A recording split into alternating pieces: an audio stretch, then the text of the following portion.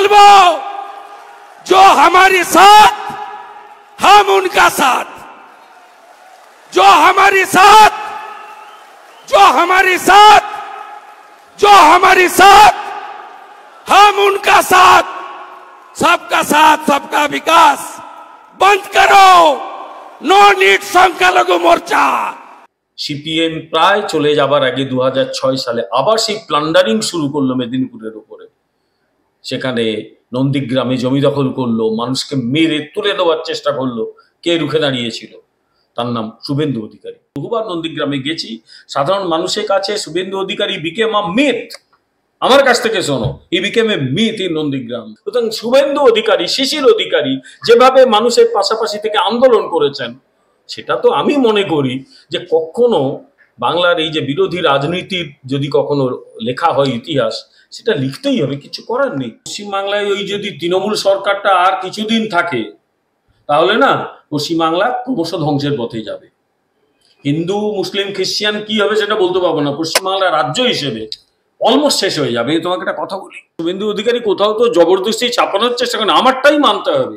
তিনি তার নিজের মতটা প্রকাশ করেছেন যে আমি বলবো এইটা, কিন্তু তারপর বিজেপি যদি যৌথভাবে সিদ্ধান্ত নেয় বা বিজেপির যে অফিসিয়াল সিদ্ধান্ত, তিনি তো এটা মেনে চলবেন বলেছেন। না, একটা কথা বলি, সেটা হচ্ছে শুভেন্দু অধিকারী মাটির কাছাকাছি থেকে রাজনীতি করেন, মনে রাখতে হবে এটা। এখানে সমর্থন বিরোধিতার ব্যাপারটা খুব গুরুত্বপূর্ণ নয়, গুরুত্বপূর্ণ হচ্ছে যে গতকাল থেকে সর্বভারতীয় বিভিন্ন টেলিভিশন চ্যানেল বা অন্যান্য ইউটিউব চ্যানেলগুলোতে, পশ্চিমবাংলায় তো বটেই, এটা নিয়ে খুব বিতর্ক চলছে, আলোচনা হচ্ছে। তা আমার মনে হয় এ ব্যাপারে শুভেন্দু অধিকারী তিনি নিজে যে এক্স হ্যান্ডেলে যেটা লিখেছেন বা সাংবাদিক সম্মেলনে যেটা বলেছেন, তিনি তার উত্তরটা দিয়ে দিয়েছেন। তারপরেও কেউ যদি আলোচনা করে, করতেই পারে। বিজেপিকে গুরুত্ব সবাই দেয় না, চালিয়ে আলোচনা করছে, তাতে তো আপত্তির কিছু নেই, আলোচনা চলতেই পারে। আমার কথা হচ্ছে যে মাননীয় প্রধানমন্ত্রী স্লোগান বিজেপি পরিত্যাগ করেন, কোনো প্রশ্নই নেই। তার কারণ সরকারটা সকলের জন্য হয় এবং প্রত্যেকের জন্যই সরকার কাজ করে। শাসক দল এই কাজটাই করে যে তার কাছে সকলেই সমান, এটা খুব গুরুত্বপূর্ণ। কোনো দল তো আর এটা মানে ক্ষমতায় থেকে বলতে পারে না এর জন্য করবো না, এর জন্য করবো না। কিন্তু একটা দল মানে তো এমন নয় যে সে একদম মিলিটারি ব্যারাকের মতো সবাই লেফট রাইট করবে। একটা দলে প্রত্যেকের নিজস্ব ভাবনা আছে, চিন্তা আছে। দলের প্ল্যাটফর্মে সে তার নিজের মতামত প্রকাশ করতেই পারে, ব্যক্তিগত মত প্রকাশ করার জায়গা তো দলও। কিন্তু একটা দল যৌথ সিদ্ধান্ত নেয়, সে সিদ্ধান্ত যখন হয় সেই সিদ্ধান্ত সবাইকে মানতে হবে। তো গতকাল যে মিটিংটার কথা তুমি বলছো, সেই মিটিংয়ে আমি নিজে উপস্থিত ছিলাম। সেখানে শুভেন্দু অধিকারী কোথাও তো জবরদস্তি চাপানোর চেষ্টা করেন, আমারটাই মানতে হবে। তিনি তার নিজের মতটা প্রকাশ করেছেন যে আমি বলবো এইটা, কিন্তু তারপর বিজেপি যদি যৌথভাবে সিদ্ধান্ত নেয় বা বিজেপির যে অফিসিয়াল সিদ্ধান্ত, তিনি তো এটা মেনে চলবেন বলেছেন। তো একজন ব্যক্তির একটা ব্যক্তিগত মতামত থাকতেই পারে, কিছু বলার নেই আমাদের সেক্ষেত্রে। আর ভারতীয় জনতা পার্টি সরকার হিসেবে কেন্দ্রে তার নিজস্ব মত, তার নিজস্ব যে সিদ্ধান্ত, তার নিজস্ব যে নীতি, সেগুলো রূপায়ণ করছে। আমি তো ওর মধ্যে বিরোধ কিছু দেখি না। একটা গণতান্ত্রিক দলে মানুষ তার ব্যক্তিগত মতামত প্রকাশ করতেই পারে, এটা নিয়ে মানে এতটা মানে গেল রব তোলা কোনো কারণ নেই। শুভেন্দু অধিকারী বলছেন যে সংখ্যালঘু মোর্চা চাই না, 50 লক্ষ হিন্দুকে ভোট দিতে দেয়নি তৃণমূলের গুন্ডারা, কি বলবেন? না, একটা কথা বলি, সেটা হচ্ছে শুভেন্দু অধিকারী মাটির কাছাকাছি থেকে রাজনীতি করেন, মনে রাখতে হবে এটা। এবং মেদিনীপুরে শুভেন্দু অধিকারীর যে পরিবার, শিশির অধিকারী বা পরবর্তী প্রজন্ম শুভেন্দু অধিকারী বা তার ভাই যারা এমপি হয়েছেন, এমএলএ হয়েছেন, তারা প্রত্যেকেই রাজনীতি করেন, রাজনীতির সঙ্গে তারা বহুদিন ধরে যুক্ত কিংবা বলা ভালো সম্পৃক্ত। ফলে রাজনৈতিক অভিজ্ঞতা তাদের যা রয়েছে, অনেকেরই সেই অভিজ্ঞতা নেই এবং সেই অভিজ্ঞতা তার যেটা ঘটেছে সেটাই তিনি তার মানে রেখেছেন, মতামত জানিয়েছেন। সেই অভিজ্ঞতা অনেকের হয়তো নেই, সেই অভিজ্ঞতা আবার অনেকের আছেও। ফলে তিনি তার নিজের অভিজ্ঞতার ভিত্তিতেই কতগুলো কথা বলেছেন। এবং এটাও তো সত্যি যে 2021 বা 2024 লোকসভা নির্বাচন বা তার আগে পঞ্চায়েত নির্বাচন, পুরসভা নির্বাচন, হাজার হাজার লক্ষ লক্ষ মানুষকে ভোট দিতে দেওয়া হয়নি। মানুষ ভোট দিতে না পেরে চোখের জল ফেলেছে। এগুলো তো টেলিভিশন চ্যানেলে দেখিয়েছে, বিভিন্ন ইউটিউব চ্যানেলে দেখিয়েছে। সবচেয়ে যে পবিত্র গণতান্ত্রিক অধিকার, ভোটদানের অধিকার মানুষ অনেক জায়গায় দিতে পারেনি। তো সেটা মানে এ দেশে গণতন্ত্র, এই রাজ্যে গণতন্ত্র আক্রান্ত হচ্ছে, গণতন্ত্রকে মানে কি বলবো, খুব খারাপ ভাষায় দর্শন করা হচ্ছে। তো সেই জায়গায় আজকে যারা শুভেন্দু অধিকারী সমালোচনা করছেন, তৃণমূল বা সিপিএম বা কংগ্রেস, তাদের কাছে আমার প্রশ্ন যে কই তখন মনে পড়ে না যে মানুষের ভোটদানের অধিকার কেড়ে নেওয়া হয়েছে? এই তৃণমূল কংগ্রেস সিপিএম যখন মানুষের ভোটদানের অধিকার কেড়ে নিত তখন তো লড়াইটা করতো। আজকে সে একই কাজ করছে কি করে? মানুষের ভোটদানের অধিকার সবচেয়ে বড় অধিকার, সেই অধিকার তো বহু জায়গায় কেড়ে নেওয়া হয়েছে। ফলে শুভেন্দু অধিকারীর কথা একেবারে গুরুত্বহীন আমি তো বলতে পারবো না, কিন্তু আবার বলছি শুভেন্দু অধিকারী মতটা ব্যক্তিগত মত, সবকা সাথ সবকা বিকাশ, সেটা ভারত সরকারের একটা সুনির্দিষ্ট সিদ্ধান্ত এবং নীতি, সেই নীতি নিয়েই ভারত সরকার চলবে। ওকে, নো প্রবলেম। শুভেন্দু অধিকারী তো বলেই দিয়েছেন তার নিজের এগুলো ব্যক্তিগত অভিজ্ঞতা, তার ভিত্তিতে তিনি কতগুলো ব্যক্তিগত মতামত প্রকাশ করেছেন। দলের সিদ্ধান্ত যৌথ সিদ্ধান্ত, কারণ এটা একটা সাংগঠনিক দল, সংগঠন একসঙ্গে বসে যে সিদ্ধান্ত নেয় সেই সিদ্ধান্ত সবাই মানে, এবং শুভেন্দু অধিকারীও সেই সিদ্ধান্তই মেনে চলেন। তিনি কখনো বলেননি যে সিদ্ধান্ত আমি মেনে চলবো না। সুতরাং এটা নিয়ে সন্দেহের কোনো জায়গা নেই। কিন্তু একজন রাজনৈতিক কর্মী হিসেবে আমাদের অনেকেরই গ্রাউন্ড লেভেলে তিক্ত অভিজ্ঞতা হয়েছে, আমরা সেগুলো কেন ভুলে যাই? আমি 2021 নিজের নির্বাচনে লড়াই করেছি। নির্বাচনের পর যে শয়ে শয়ে মানুষ, হাজারো হাজারো মানুষ, লক্ষ লক্ষ মানুষ ঘর ছাড়া হয়েছিল, এটা পৃথিবীর কোন সভ্য দেশে ঘটেছে? তুমি বলো তো, তুমি গিয়ে নিজে খোঁজ নাও, এক্ষুনি আমি পাঠিয়ে দিচ্ছি তোমাকে, পূর্ব বা পশ্চিম মেদিনীপুরে চলে যাও তো, মানুষ ঘর ছেড়ে উড়িষ্যা পালিয়ে গিয়েছিল। তুমি যাও পুরুলিয়াতে, ঘর ছেড়ে তারা ঝাড়খণ্ডে পালিয়ে গিয়েছিল। তুমি যাও তোমার উত্তরবঙ্গে জলপাইগুড়ি বা কোচবিহারে, মানুষ ঘর ছেড়ে আসামের গোয়ালপাড়ায় পালিয়ে যেতে বাধ্য হয়েছিল। এবং টেলিভিশন চ্যানেলে দেখিয়েছিল তৎকালীন রাজ্যপাল, এখন যিনি উপরাষ্ট্রপতি জগদীপ ধনকরজি, তিনি তাদের সঙ্গে দেখা করেছিলেন এবং তাদের দুরবস্থা দেখে জগদীপ ধনকরজি কেঁদে ফেলেছিলেন যে একটা গণতান্ত্রিক দেশে বিজেপিকে সমর্থন করার এই পরিণাম হতে পারে মানুষের। কই এখন যারা এই ধরনের কথা বলছেন তখন পাশে দাঁড়াননি কেন সেই মানুষগুলো? আমরা যতটুকু পেরেছি পাশে দাঁড়িয়েছি, বিজেপি পাশে দাঁড়িয়েছে, ওই এই কংগ্রেস, তৃণমূল, সিপিএম পাশে দাঁড়ায়নি তো। আসলে পশ্চিমবাংলায় এই যে ভয়াবহতা ভোটকে কেন্দ্র করে, এ শুরু তো করেছে সিপিএম, আর সিপিএম যা রাস্তা দেখিয়েছে তাদের মেধাবী ছাত্রছাত্রী তৃণমূল তাই করছে, একই কাজ করছে, আরো খারাপ ভাবে করছে। তাদের একটু পলিশ ব্যাপার ছিল, এরা একেবারে জিনিস তাই চালাচ্ছে। ফলে পার্থক্য কিচ্ছু নেই। যারা আজকে এই কথাগুলো বলছে তাদের আগে দেখতে হবে পশ্চিমবাংলার রাজনৈতিক সংস্কৃতিকে বদলাতে হবে। মানুষ কেন ভোট দিতে পারবে না? বহু জায়গায় মানুষ চোখের জল ফেলেছে ভোট দিতে না পেরে। উত্তর দক্ষিণ 24 পরগনায় চলে যাও, ভাঙড়ে চলে যাও, তুমি চলে যাও ডায়মন্ড হারবারে চলে যাও, বহু মানুষকে ভোট দিতে দেওয়া হয়নি। এগুলো যারা চোখ বন্ধ করে থাকে, আমি তো মনে করি না যে তাদের অন্য কোনো বিষয়ে কথা বলার অধিকার আছে, ইখতিয়ার আছে। আমার এই প্রশ্নটা মূলত সিপিএম, কংগ্রেস এবং ওই তৃণমূল কংগ্রেসের কাছে। বিপুলদা, একটা প্রশ্ন তো বারংবার জানতে ইচ্ছা করে যে মুসলমানদের জন্য বিজেপি যত যাই করুক, মুসলমানরা কোনোদিন কি বিজেপিকে ভোট দেবে? একটা কথা বলি, সেটা হচ্ছে কোনো মানুষ আমাকে যদি ভোট নাও দেয়, তার জন্যে কাজ করা আমাদের কর্তব্য। এটা পলিটিক্যাল ইয়েতে করতেই হবে। তুমি যখন সরকারে আসবে, তুমি যখন নীতি নেবে, সেই নীতির সুফল যাতে সবার কাছে পৌঁছয়। আর পশ্চিমবঙ্গ একেবারে সে তার অন্যরকম ভাবে চলে, পশ্চিমবঙ্গের কথা ছেড়ে দাও। অন্য রাজ্যে বিজেপি যেখানে আছে, অন্তত সেটাই বলতে পারি, বা ভারত সরকার প্রত্যেকে যে নীতিগুলো নেয় তার ফল তো সুফল তো ভোগ করে সকলে, জাতি ধর্ম বর্ণ নির্বিশেষে। এক, দ্বিতীয় কথা হচ্ছে যে এই যে ধরো কৃষক যোজনা একটা আছে, কৃষকদের একটা বছরে 6,000 টাকা দেওয়া হয়। তো কৃষক সম্মান নীতি, কিষাণ সম্মান নীতি, এটা কি শুধু হিন্দু কৃষকরা পায়? তা নয়। হিন্দু পায়, শিখ পায়, বৌদ্ধ পায়, জৈন পায়, মুসলিম পায়, সকলে পায়। এখানে তো কখনো আলাদা করা হয় না। ফলে একটা সরকার যখন নীতি নেবে, সেই নীতি যাতে সকলের কাছে পৌঁছয় এটা কিন্তু দেখতে হবে। তুমি যদি মুসলিম মেয়েকে সাইকেল দাও, হিন্দু মেয়েটা তাকিয়ে দেখবে আমি সাইকেল পেলাম না, এটা সরকারের নীতি হতে পারে না। কিছু কিছু সরকার, এই পশ্চিমবঙ্গ সরকার অনেক ক্ষেত্রে এই নীতিগুলো পালন করে, বিজেপি কোথাও করে না ওটা। বিজেপি যদি সাইকেল দেয়, সব মেয়েদেরই সাইকেল দেবে, একটা সুনির্দিষ্ট আয়ের ইয়েতে সাইকেল দেওয়া হবে, সেখানে হিন্দু মুসলিম ইয়ে করা হবে না। হ্যাঁ, অনেক সময় মাইনরিটি ডেভেলপমেন্টের জন্য কিছু আলাদা নিয়ম করা হয়, এসসি এসটি ডেভেলপমেন্টের জন্য আলাদা টাকা অ্যালট করা হয়, এগুলো আইন স্বীকৃত, এগুলো বেআইনি কিছু নয়।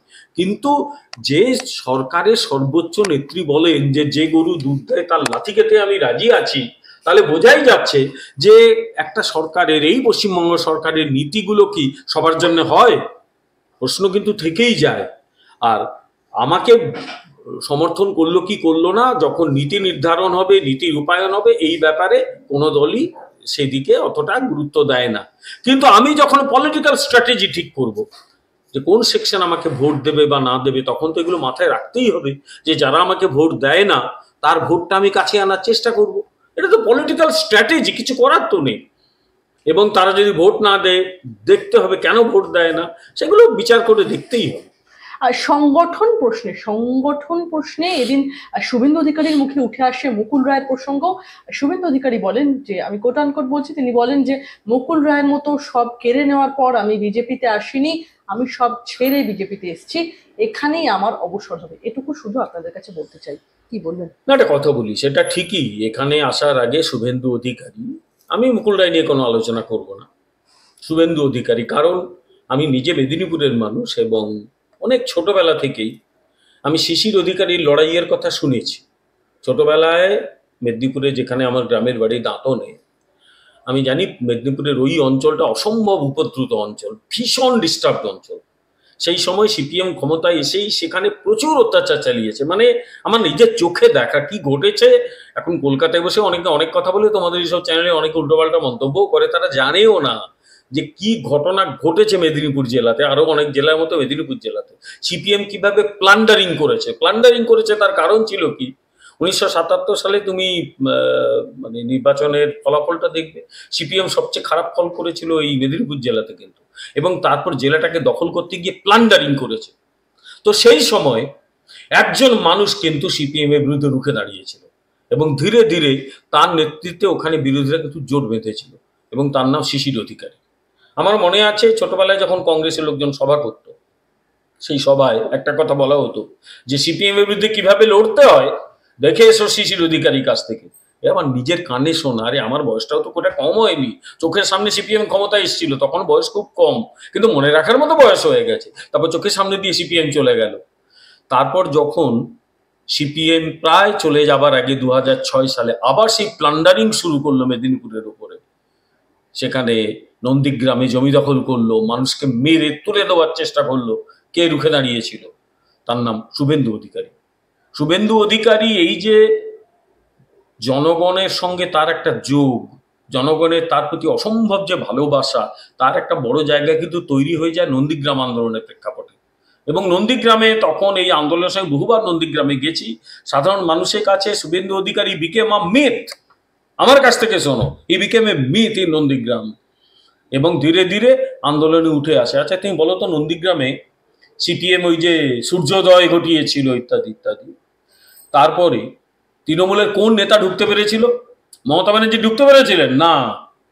যখন মেদিনীপুরের উপর ওই নন্দীগ্রামের উপর হামলা হয়েছে, সিপিএম এলাকা দখল করেছে, গুলি চালিয়েছে, মহিলাদের উপর অকথ্য নির্যাতন হয়েছে, মমতা ব্যানার্জিকেও বাইরে আটকে দিয়েছিল সিপিএম এর ক্যাডাররা।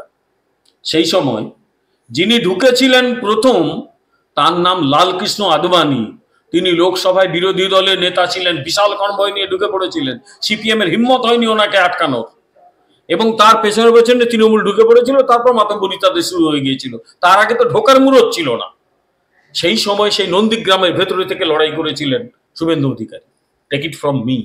আন্দোলনগুলো দেখো, সেই সময় যারা আন্দোলন করেছে, অনেকে ইতিহাস লিখেছে আন্দোলন, একটু পড়ে দেখো। সুতরাং শুভেন্দু অধিকারী, শিশির অধিকারী যেভাবে মানুষের পাশাপাশি থেকে আন্দোলন করেছেন, সেটা তো আমি মনে করি যে কখনো বাংলার এই যে বিরোধী রাজনীতির যদি কখনো লেখা হয় ইতিহাস, সেটা লিখতেই হবে, কিছু করার নেই। ফলে তাদের একটা দীর্ঘ অভিজ্ঞতা আছে, সেই অভিজ্ঞতাকে গুরুত্ব দিতেই হবে। এবং মানুষ এমনি এমনি কোনো মানুষকে নেতা হিসেবে মেনে নেয় না। সে মানুষের কাছে যখন মানুষ মনে করে মানুষের কাছে এসে থাকে, মানুষের কাছে এসে পৌঁছে যাবে, ধীরে ধীরে তার সেই নেতৃত্বের রূপান্তরটা ঘটে। আমি একজন রাষ্ট্রবিজ্ঞানের ছাত্র হিসেবে বলি যে কংগ্রেস যখন যেখানে ব্যর্থ হয়েছিল সেই জায়গায় কিন্তু মমতা ব্যানার্জির উত্থান ঘটেছিল, কারণ মমতা ব্যানার্জি মানুষের কাছে পৌঁছতেন। বিরোধী নেত্রী হিসেবে ডেফিনেটলি মমতা ব্যানার্জির গুরুত্ব আমি অস্বীকার করবো না। মমতা ব্যানার্জি যদি আন্দোলন না করতেন সিপিএম ক্ষমতা থেকে যেত না, এটা তো ইতিহাস, এটা আমি লুকাবো কি করে। আমি মমতা ব্যানার্জির এখন তীব্র ক্রিটিক, কারণ এই প্রশাসনটা চালাতে পারেন না, একেবারে এইভাবে প্রশাসন চলে না। তার নেতৃত্বে পশ্চিমবাংলার ধ্বংস সাধনের প্রক্রিয়া শুরু হয়েছে। উনি যখন ছেড়ে চলে যাবেন পশ্চিমবাংলা ধ্বংস হয়ে যাবে, এগুলো প্রত্যেকটাই আমি বলি। কিন্তু তারপরে কেউ যদি আমাকে প্রশ্ন করে, আমি বলবো যে মমতা ব্যানার্জির ডেফিনেটলি একটা গুরুত্বপূর্ণ ভূমিকা আছে। এই পশ্চিমবাংলা থেকে তিনি সিপিএমকে সরিয়ে দিয়েছিলেন, কিন্তু এমনি এমনি তো সরাতে পারেননি। তার নেতৃত্বের একটা নির্মাণ হয়েছিল এবং সেটা তিনি নিজে তৈরি করেছিলেন। কংগ্রেসের এই যে শহর কেন্দ্রিক নেতৃত্ব, তার বদলে তিনি যেখানে মানুষের উপর আঘাত আসতো চলে যেতেন, মানুষের পাশে দাঁড়াতেন, সেইভাবেই তো তার নেতৃত্বের উত্তরণ ঘটেছিল। শুভেন্দু অধিকারী সেইভাবে নেতৃত্বের উত্তরণ ঘটেছে। আমাদের দলে আরো বহু নেতারা আছেন, তারাও কিন্তু আস্তে আস্তে মানুষের কাছে পৌঁছে গেছেন। এমনি এমনি এবারে যেভাবে একটা মানে ভয়ঙ্কর এর মধ্যেও সুকান্ত মজুমদার আসনটাতে জিতে বেরিয়ে আসতে পারলেন, এটা ডেফিনেটলি একজন বড় নেতা হিসেবে তার উত্থান ঘটেছে, অস্বীকার করার তো উপায় নেই। ফলে এরকম বিজেপিতে আরো অনেক নেতাই আছেন যারা ধীরে ধীরে মানুষের মধ্যে তাদের একটা স্থায়ী নেতৃত্বের অবদান রাখতে সক্ষম হয়েছেন, সমর্থ হয়েছেন। তাই জনগণের সঙ্গে বিজেপির যোগ আছে, মেরে ধরে বিজেপিকে তার জায়গা থেকে সরানো যাবে না। বিমলদা, যে প্রশ্নটা করব, আসামের মুখ্যমন্ত্রী হেমন্ত বিশ্ব শর্মা বলছেন যে এখন আমার রাজ্যে মুসলিম জনসংখ্যা 40%, 1951 সালে এটাই ছিল 12%। এটা আমার কাছে কোনো রাজনৈতিক ইস্যু নয়, এটা মরণ বাঁচনের ব্যাপার, বিস্ফোরক মন্তব্য করলেন হেমন্ত বিশ্ব শর্মা আসামের রাজনীতিটা অত্যন্ত ভালো বোঝেন। আমি গত 2022 সাল অবধি প্রায় নিয়মিত আসাম যাতায়াত করতাম। আসামের একটি বিশ্ববিদ্যালয়ে আমার কিছু দায়িত্ব ছিল, তেজপুরে যেতাম। তো গিয়ে আসাম সম্পর্কে আমারও বেশ কিছু অভিজ্ঞতা হয়েছে যেগুলো খুব আতঙ্কজনক। আমি 1 মাস 2 মাসেই তেজপুর যেতাম, কিন্তু তেজপুর ছিল ওখানে আসাম আন্দোলনের একটা কেন্দ্র, ওখান থেকে আসাম আন্দোলনটা শুরু হয়েছিল। তেজপুর বিশ্ববিদ্যালয়ে আমার কিছু অ্যাসাইনমেন্ট ছিল, আমি যেতাম 22 সাল পর্যন্ত। আমি দেখেছি যে কিভাবে আসাম কিন্তু বদলে যাচ্ছে এবং মানুষের মধ্যে একটা আতঙ্ক তৈরি হয়েছে যে আসামের ডেমোগ্রাফিক চরিত্র বদলাচ্ছে, ডেমোগ্রাফিক ক্যারেক্টার আসামে কিভাবে বদলে যাচ্ছে, মানুষ কিন্তু আতঙ্কিত ছিল। এখন হেমন্ত বিশ্ব শর্মা সেটাই রিফ্লেকশন ঘটিয়েছেন এবং তিনি আসামের মুখ্যমন্ত্রী, একজন মুখ্যমন্ত্রী হিসেবে যখন একটা কথা বলছেন, এটা কি ফেলে দেওয়ার মতো কথা? তাহলে বলতে হবে এইভাবে জনসংখ্যার চরিত্র বদলাচ্ছে কেন, কি করে? মানুষগুলো কি স্বর্গ থেকে এসে খসে পড়ছে? তা তো নয়, কোনো একটা জায়গা থেকে আসছে। দুটো কারণ হতে পারে। এক হচ্ছে খুব পরিকল্পনা মাফিক লোক ঢোকানো হচ্ছে। আসামে এই অনুপ্রবেশের ব্যাপারটা 1925-30 সাল থেকেই শুরু হয়েছে, যখন আসামে প্রচুর জমি চাষের জন্য লোকের দরকার ছিল। ময়মনসিংহ বা অন্যান্য জেলা থেকে আরো অনেক লোক আসতে শুরু করেছিল 1930 সালে। 30-এর দশকে আসামে সেই সময় যারা সরকারের কিছু দায়িত্বে এসেছিল তারাই এত বেশি, এটা নিয়ে পরবর্তীকালে তুমি এসো, এটা আমি ডিটেল কথা বলতে পারবো, তারা এত বেশি লোক ঢুকিয়েছিল ওখানে যে জনসংখ্যার চরিত্র অনেকটাই ওরা বদলে দিয়েছিল। তারপরেও ওই 10-12-13%ই ছিল, কিন্তু তারপরে কিভাবে এত 35-40% হয়ে গেল, এটা তো একটা প্রশ্ন। কি করে হলো? আবার আরো লোক ঢোকানো হয়েছে, পরিকল্পনা মাফিক লোক ঢোকানো হয়েছে যাতে জনসংখ্যাগত চরিত্র বদলে যায়। হেমন্ত বিশ্ব শর্মা আতঙ্কিত হওয়ার যথেষ্ট কারণ আছে, কারণ আসামে অসমিয়াদেরও আসাম নিয়ে একটা আবেগ কাজ করে। তাদের ভাষা, তাদের সংস্কৃতি, তাদের যে ঐতিহ্য, সেগুলো যদি আস্তে আস্তে ধূলিসাৎ হয়, অসমিয়ারা কিন্তু তাহলে বিরক্ত হতে পারে। এবং মনে রাখতে হবে 70-এর দশকের শেষে সাংঘাতিক আসাম আন্দোলন শুরু হয়ে গিয়েছিল এই ইস্যুতে। ফলে তার যে চিন্তা সেটা খুব স্বাভাবিক, কিন্তু দুর্ভাগ্য আমাদের যে হেমন্ত বিশ্ব শর্মা যেটা নিয়ে চিন্তিত, পশ্চিমবাংলা সেটা নিয়ে আনন্দিত নাকি? পশ্চিমবাংলায় তো দেখি না চিন্তা কিছু। পশ্চিমবাংলা মনে হচ্ছে খুব আনন্দিত সেটা নিয়ে। এখানে আমরা ভোট দিতে পারি না, এখানে মানুষজনের হাত থেকে অধিকার কেড়ে নেওয়া হচ্ছে, এখানে সীমান্তের বহু এলাকায়, সীমান্তের জেলাগুলোকে জনসংখ্যাগত চরিত্র বদলে যাচ্ছে। এখানে কারো কোনো শাসক দলের কোনো রকম চিন্তা আছে? সিপিএম যা করেছিল এরা ঠিক তাই করছে। ফলে হেমন্ত বিশ্ব শর্মা একজন দেশপ্রেমিক মানুষ, তাঁর চিন্তা খুব স্বাভাবিক, তিনি আসামকে নিয়ে চিন্তিত। আমার তো মনে হয় বাংলা নিয়ে আমাদেরও প্রচন্ড চিন্তিত হওয়ার সময় এসে গেছে। এই শাসক দল ক্ষমতার লোভে একেবারে মানে ডুবে গেছে, ক্ষমতা গায়ে মেখে ফেলেছে, ক্ষমতার এরা ভোগ করে না, গায়ে হাতে মেখে ফেলেছে। এবার সাধারণ মানুষকে ভাবতে হবে যে আগামী দিনে বাংলার কি হবে। বিমলদা, এই সময় দাঁড়িয়ে এমতো অবস্থায় ভারতবর্ষকে হিন্দু রাষ্ট্র করাটা কতটা প্রয়োজনীয়? দেখো, ভারতবর্ষ একটি সেকুলার স্টেট আমাদের সংবিধান অনুযায়ী। তা হিন্দু রাষ্ট্র করা হবে কি হবে না সেসব নিয়ে তো এই বিতর্কে আমি যোগ দিতে পারি না, কারণ আমি সংবিধান মানা মানুষ এবং আমাদের দল কোথাও অফিসিয়ালি ঘোষণা করেনি যে আমরা হিন্দু রাষ্ট্র করে দেবো। এসব তো কিচ্ছু হয়নি। হ্যাঁ, আলোচনায় বিভিন্ন জায়গায় আসে, সমাজে বিভিন্ন স্তরে এই আলোচনাগুলো হয়, সেই আলোচনায় আমি অন্যভাবে অংশ নিতে পারি, কিন্তু বিজেপির মুখপাত্র হিসেবে এই আলোচনায় অংশ নিতে পারবো না। কিন্তু এটা তো ঠিক যে বিশ্বের সবচেয়ে বড় হিন্দু রাষ্ট্র হচ্ছে ভারতবর্ষ। হিন্দুরা যাবে কোথায়?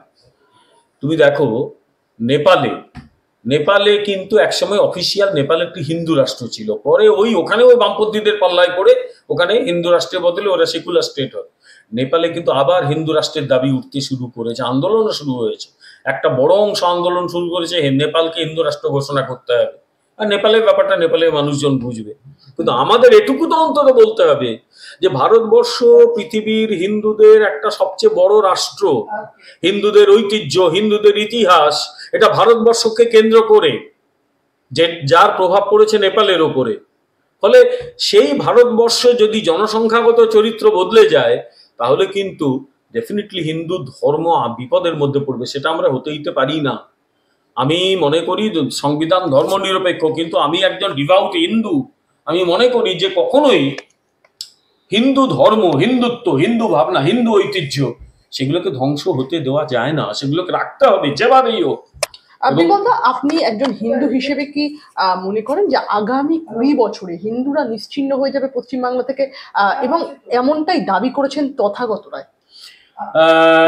একটা কথা বলি, পশ্চিমবাংলায় ওই যদি তৃণমূল সরকারটা আর কিছুদিন থাকে তাহলে না পশ্চিমবাংলা ক্রমশ ধ্বংসের পথে যাবে। হিন্দু, মুসলিম, খ্রিস্টান কি হবে সেটা বলতে পারবো না, পশ্চিমবাংলা রাজ্য হিসেবে অলমোস্ট শেষ হয়ে যাবে। তোমাকে একটা কথা বলি, লালু প্রসাদ যাদব 15 বছর বিহার শাসন করেছে, সেটাকে বলা হয় জঙ্গলের রাজত্ব, কারণ মানুষের কোনো নিরাপত্তা ছিল না, কিচ্ছু না। লালুর দলবল তারা ঘুরে বেড়াতো। ধরা যাক তোমার বাড়িতে নতুন গাড়ি এসছে, 4-5টা ছেলে গাড়িটা নিয়ে বেরিয়ে গেল, আমরা ঘুরে আসছি, দিয়ে যাবো। সে গাড়ি পার্টস খুলে বেঁচে দিল, গাড়ি থেকে তেল খুলে নিয়ে নিল, এই সব ঘটতো। বিহার থেকে সমস্ত ইনভেস্টমেন্ট পালাই করেছিল, কেউ থাকতে চাইছিল না, বলে এইভাবে থাকা যায় না।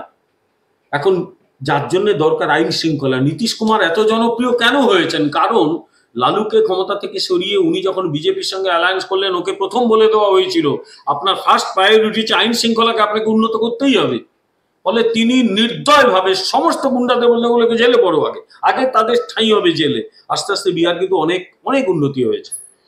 এখন পশ্চিমবাংলায় এই তৃণমূল সরকারের যে শাসন চালানোর অপদার্থতা, আমি যেটা আগে বলেছি, একই কথা বলেছি, এরা শাসন পরিচালনা করতে পারে না। They don't have any idea how to run a public administration. জনপ্রশাসন পরিচালনার কোনো ক্ষমতা এদের নেই। একটু আগে আমি মমতা ব্যানার্জি প্রশংসা করেছিলাম যে একজন আন্দোলনকারী হিসেবে, বিরোধী নেত্রী হিসেবে ডেফিনেটলি ওনাকে আমি 100 দিতে পারি, উনি লড়াইটা করতে পারেন। উনি না থাকলে হয়তো সিপিএম ক্ষমতা থেকে সরানো খুব মুশকিল হয়ে যেত সিপিএমকে। কিন্তু as an administrator Mamata Banerjee একেবারে আমাকে মার্কিং করতে বললে আমি একদম শূন্য দেবো, তার কোনো মানে মার্ক পাওয়ারই কথা নয়, কারণ প্রশাসনটা উনি চালাতেই পারছেন না, ওর দলটাও প্রশাসন চালাতে পারছে না। ফলে এই দলটা যখনই থাকবে সব দিক দিয়ে শেষ হয়ে যাচ্ছে। আর সবচেয়ে বড় কথা, যে দলের নেত্রী বলেন যে গরু দুধ দেয় তার লাঠি খেতে আমি রাজি আছি, তা সেই দলে পলিসি কি হবে বুঝতে পারছো তো? তা আমার খুব বেশি বলার কিছু দরকার আছে যে আগামী এই দলটা 20 বছর, ঈশ্বরকে ধন্যবাদ এরা থাকবে না 20 বছর, কিন্তু প্রতিটি মিনিট পশ্চিমবাংলাকে পিছিয়ে দিচ্ছে। এক সময় বলা হতো না এয়ার ইন্ডিয়া প্রতি মিনিটে কত হাজার টাকা লস করে, এই প্রতি মিনিটে পশ্চিমবাংলাকে কত পেছোয় ঈশ্বর জানে। এটা হচ্ছে পশ্চিমবাংলা।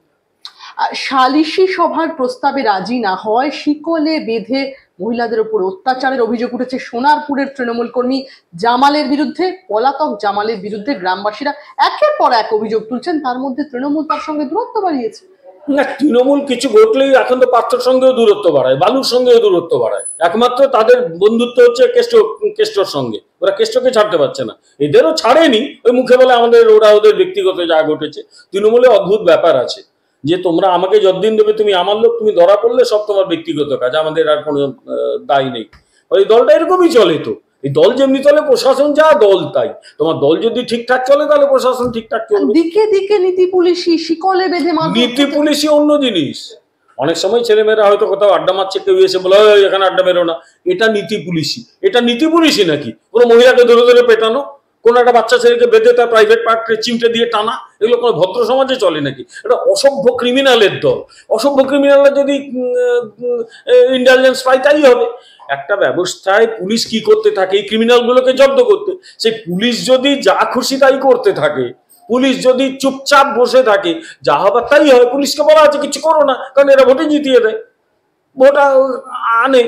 ইয়েতে তো বলেছিল তো, উত্তর দিনাজপুরে ওই চোপড়াতে, যে যাই হোক আমরা 1 লক্ষ ভোটে কিন্তু লিড দিয়ে দিই, মানে এটা হুমকি দিয়ে দিয়েছিল ওখানকার এমএলএ, যে আমরা 1 লক্ষ ভোটে কিন্তু এগিয়ে রেখেছি। ব্যাস চুপ মেরে গেছে।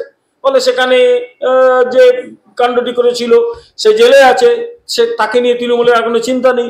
এবার জামাল উদ্দিনকে পাওয়া গেছে। একদিন আর গান শুনেছিলাম কি জামাল কুদু নাকি গান, এসব চারিদিকে জামাল কুদুদের নাচানাচি চলছে। তো পশ্চিমবাংলা আরো চলবে, জামাল কুদুরাই নাচানাচি করবে। সামনে তো এসেছে জামালের সুবিশাল বাড়ির ছবি, সেই বাড়ির পাশে আবার আরেকটি বাড়ি রয়েছে, সেই বাড়ির ভিতরে রয়েছে সুইমিং পুল, পাশের জলাভূমিতে ঘুরে বেড়ায় কচ্ছপ। শখ করে মাসখানেক আগেই নাকি প্রাণী থেকে নিয়ে এসেছিলেন জামাল। একদম বন দপ্তরের কাছে কি কোনো খবর নেই? না, সব খবর সবার কাছে আছে, এবং তারপর তাদের ইন্টেলিজেন্স দেওয়া হয়। ভোট দেয় তো, ভোটের ইয়েতে সব ভেসে চলে যায়, ভোট জিতিয়ে দেয় এরা। একটু আগে বলছিলাম না, দক্ষিণ 24 পরগনায় কেন মানুষ ভোট দিতে পারে না? ভোট দিতে পারে না কারণ জামাল কুদুরা রয়েছে, তারা সব দাঁড়িয়ে থাকে লাঠি নিয়ে ভোটের দিন। আর কি বলবো? বিমলদা, ইরাক নয়, এবার একদম খোদ বাংলার সাদ্দামের সুড়ঙ্গ পথ। কোথায় আছি আমরা? হ্যাঁ, বাংলার সাদ্দামের সুড়ঙ্গ পথ থাকতে পারে, তার সুইমিং পুল আছে। এবারে হয়তো দেখো, তুমি কিছুদিন পরে গিয়ে দেখো ক্ষেপণাস্ত্র কেন্দ্র থাকতে পারে। ও নিজে হয়তো ক্ষেপণাস্ত্র কেন্দ্র বানিয়ে ফেলতে পারে। আইন যদি না থাকে, একটা ইংলিশে কথা আছে, rule of law. If there is no rule of law, all this things will go on. কিচ্ছু করার নেই, কিচ্ছু করার নেই। বহরমপুরে উড়ল প্যালেস্টাইনের পতাকা, পুলিশ ও ডিজিপির হস্তক্ষেপ দাবি বিরোধী দলের। কি বলবেন? আমার ধারণা এই পতাকা এবারে হয়তো আরো বহু জায়গায় দেখা যাবে, কারণ যা সব সাহস পাচ্ছে বহু জায়গায় এগুলো দেখা যাবে। এই কপালে আমাদের এটাই আছে। বাংলার মানুষ যদি না বোঝে, এই প্যালেস্টাইনের পতাকা দিকে দিকে উঠবে, হয়তো আমাদের দেখতে হবে। কিছু করার নেই, কারণ এরা তাই চায়। এই প্রশাসন কিছু করবে না। 21শে জুলাই তৃণমূলে যোগ 2 বিজেপি সাংসদের, দাবি কুণাল ঘোষের। এবার কি দরকার? দয়া করে ওর কথা আমাকে বলো না, ওর নাম শুনে আমার গা জ্বালা করে, মানে অস্বস্তি হয়। লোকটা কি করে একটা দলের মুখপাত্র হয় সেই জানি না। ওর কথা হলে আমার মনে পড়ে যায় দাড়ি গোপাল একটা লোক মমতা ব্যানার্জির নামে গালি পাচ্ছে, আর পুলিশ বাসের গা বাজিয়ে বাজিয়ে তার গলা চাপা দেওয়ার চেষ্টা করছে। তারপর সেই হয়ে গেল তৃণমূলের মুখপাত্র। তো যেমনি দল তার তেমনি মুখপাত্র, তাকে নিয়ে কি বলবো? ও হচ্ছে অনেকটা আরকাঠি টাইপের আর কি। ও ঢিল মেরে দেখার চেষ্টা করছে বিজেপির মধ্যে কেউ ভয় পায় কিনা। প্রায় বলে না, দরজা খুলে নাকি বিজেপি উঠে, দরজা খুলে দে, বারণ কে করেছে? বিজেপি উঠে যাবে, দরজা খোল। অত মুখে কথা বলার কি আছে? ওসব লোকের ওইসব কিছু চ্যানেল আছে, ওদের কাছে গিয়ে বুম ধরে, আমার কাছে ওর কোনো গুরুত্ব নেই।